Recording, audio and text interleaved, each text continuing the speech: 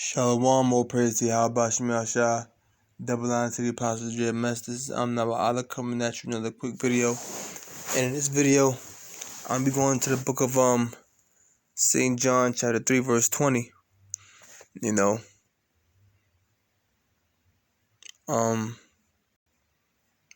gonna start from verse 19. It's a short lesson. St. John 3:19. And this is the condemnation that light is coming to the world. And this is the condemnation that light is coming to the world. And men love darkness rather than light, because their deeds were evil. Why? Why would men love darkness rather than light? Because their deeds were evil. For everyone that doeth evil, hateth the light, neither cometh to the light, lest his deeds should be reproved. So that's the reason why men love darkness rather than light, because their deeds are evil. And everyone that doeth evil hateth the light, neither cometh to the light, lest his deeds should be reproved. Look at the word reproved.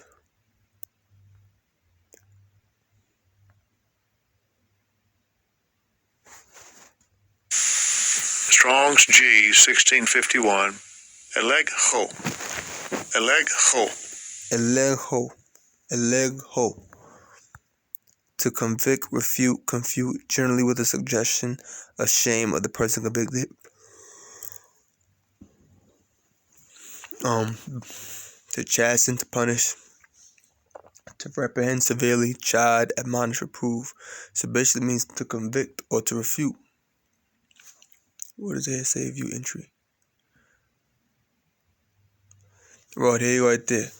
It says to convict. It says convict signifies to convict, confute, refute, usually with the suggestion of putting the convicted person to shame. See? It's the suggestion of putting the convicted person to shame. Okay? That's what it is. So when it says men love darkness rather than light, because their deeds were evil, for everyone that doeth evil hateth the light, neither cometh to the light lest his deeds should be reproved, meaning lest his deeds should be refuted or corrected, or lest he should be put to shame. That's why people, when they do wickedness, they do it in the dark, or they do it to be hidden from the eyes of others. See, because when you shine a light upon something, you expose it.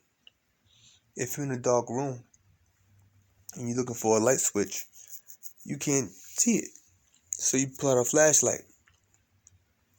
You pull out a flashlight to highlight to highlight certain aspects of the room, to reveal certain things. So they love darkness rather than light, because their deeds are evil, and they don't want to come into the light lest their deeds should be reproved, meaning lest they should be ashamed based upon the deeds that they committed. Let's get a scripture real quick. This is the book of Sirach, chapter 23, verse 19. Such a man only feareth the eyes of men. Now I gotta go back a verse.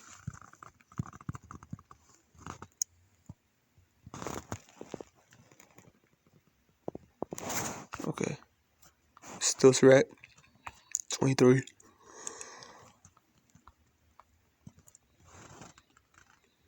Let me go back.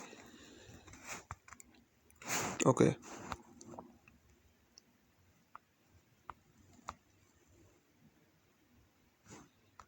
Alright, cool. Sirach 23, verse 18. A man that breaketh wedlock, saying thus in his heart, who seeth me? I am compassed about with darkness. What do I mean by wedlock? Let's look that up real quick.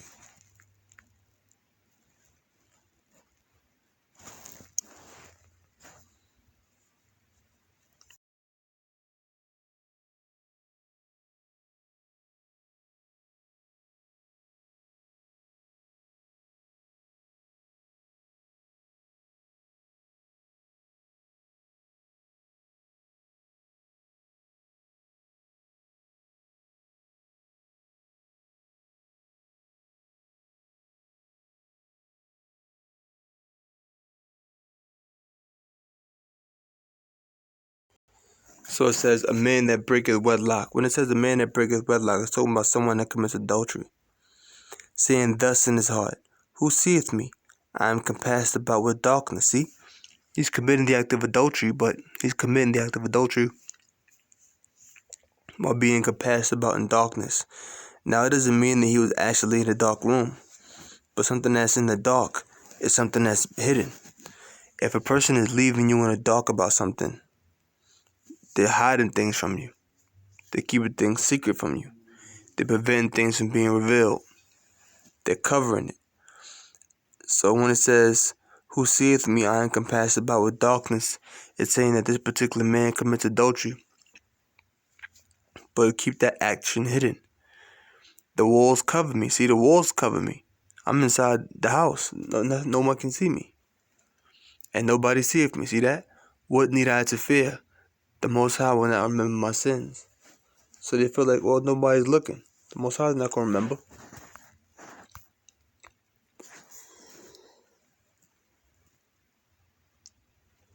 Such a man only feareth the eyes of men. So someone like that only fears the eyes of men. You think you're hiding in darkness or hiding in a room, walls are covering you. Yeah, no man sees you, but the Most High sees you. Such a man only feareth the eyes of men, and knoweth not that the eyes of the Lord are 10,000 times brighter than the sun. In other words, when it says the eyes of the Lord is talking about the angels are 10,000 times brighter than the sun is bright, and the sun's light can cover a vast area. The sun can shine its light upon a vast area, but the angels of the Lord are 10,000 times brighter than the sun.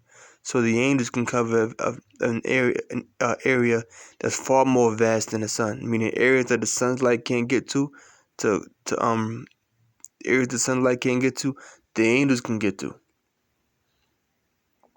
In other words, the angels are everywhere.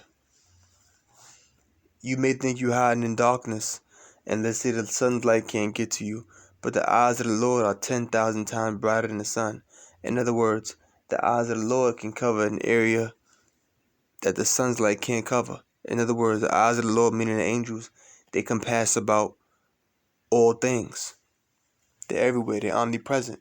The sunlight is bright, but the sunlight isn't present everywhere you go. You go in a house, you get away from the sunlight. You go under a tree, you get away from the sunlight. But the angels of the Lord are 10,000 times brighter than the sun. Imagine the sun's light was 10,000 times brighter. Can you imagine how much of a more vast of an area the sun's light can cover? But that's what it's saying about the angels. The eyes of the Lord are 10,000 times brighter than the sun, meaning the eyes of the Lord, the angels, are always around you. That's a light that you can't hide from. Your wickedness will be revealed, and you'll be judged. Beholding all the ways of men. See, all the ways of men, they're beholding, they're looking upon it. And considering the most secret parts, even things that you keep hidden in secret, that's what they consider, because they're looking upon it. Let's go back. This is John chapter 3 verse 21. But he that doeth truth cometh to the light, that his deeds may be made manifest, that they are wrought of the Most High. Look at the word wrought. They are wrought. Strong's G 2038. Ergodzamai. Ergodzamai. To work, labor, do work, to trade, to make gain by trading, do business, to do, work out, exercise, perform, commit. So it basically means to work. It means to work. So when it says, but he that doeth truth cometh to the light, this word, you're in the light when you come to this truth.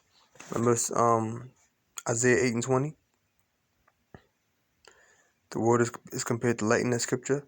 But he to the law and to the testimony that they do not according to these words, there's no light in them, because the word is likened unto light. But he that doeth truth cometh to the light, that his deeds may be made manifest. See, but a person that does truth, when they come to the light, their deeds are going to be made manifest. Meaning the light is going to shine upon them, and it's going to be manifest, it's going to be made known that they are wrought in the Most High, meaning that their works are the works of God. The works of the Most High, Yahweh Bashim Yahshua. So the light shining upon one that doeth evil, that light reveals their wickedness. Light shines upon one that's doing righteous, and that light shines upon their righteousness. The person that does evil, their wickedness will be known when the light shines upon them and will bring them shame. The person that does righteousness, when the light shines upon them, their works will be known, they'll be manifested, that they are wrought, or that they are working through the Spirit of the Most High. Okay, like Acts the 5th chapter with the apostles, when they were jumped, when they were beaten. Okay, and it was spoken how they were righteous. But you brothers can read that chapter. Okay, the Lord was with them. Let me see, is that about it? I think that might be it. One more scripture. Matthew 5:14. It says, "Ye are the light of the world. A city that is set on a hill cannot be hid. So we are the light of the world, because we have this word. The word is likened unto light. A city that is set on a hill cannot be hid. If a city is on top of a hill, it can't be hid because it's elevated. Everyone will see it. So we gotta let this light shine, this word shine. Before the world, that's why we do lessons, we go on the street and teach. Neither do men light a candle and put it under a bushel. You don't light a candle and put it under a basket. If you light a candle, you put it under a basket. How's anybody going to see that light? Put it on a candlestick, you put it on a candlestick. And if giveth light unto all that are in the house. And that candlestick, you put it on a candlestick to elevate that light. Okay? That's what the candlestick does. Eventually, the candlestick loses, the light will lose its brightness when the candle starts to melt, because it's decreasing in size. But you put it on a candlestick so that light can shine brighter. And it giveth light unto all that are in the house. Let your light so shine before men, that they may see your good works and glorify your Father which is in heaven. See, so the light shines upon one and reveals their wickedness. The light shines upon another and reveals their righteousness. Like in Acts the 5th chapter, when Gamaliel made it, I believe it was Gamaliel that made a statement saying, "Take heed what you do." And see if I can get that real quick. Yep, Acts 5:34. Then there stood up in one council a Pharisee named Gamaliel, a doctor of the law, had a reputation among all the people, and commanded to put the apostles forth a little space, and said unto them, Ye men of Israel, take heed to yourselves what ye intend to do as touching these men. For before these days rose up Judas, boasting himself to be somebody, to whom a number of men, about 400, joined themselves and were slain, and all as many as obeyed him were scattered and brought to naught. After this man rose up Judas of Galilee in the days of the taxing, and drew with much people after him. He also perished, and all, even as many as obeyed him, were dispersed. And now I say unto you, so Judas and Judas. Okay? They drew away much people after them. But guess what? They wanted to bring down the Roman government. But guess what? The Lord wasn't with them. And now I say unto you, refrain from these men, and let them alone. For if this counsel or this work be of men, it will come to naught. But if it will be of Yahweh Shem Yahshua, you cannot overthrow it, lest happily ye be found to fight against Yahweh Shem Yahshua. Because they had jumped on the apostles, they had attacked them. But he's telling you these are righteous men. Take heed what you do to these men. And he's giving them reasons why, because they're righteous. If what they're doing comes to naught, if this counsel work be of men, it will come to naught. But it's not going to. Okay? Because the light is going to shine before the world. That's what we're reading about. That's what the whole world knows about them now, because they're reading in the scriptures. So with that, I'm going to close and say, oh, praise Yahweh Shem Yahshua, double line, see, pause, GMS. I hope you guys learned something. Shalom.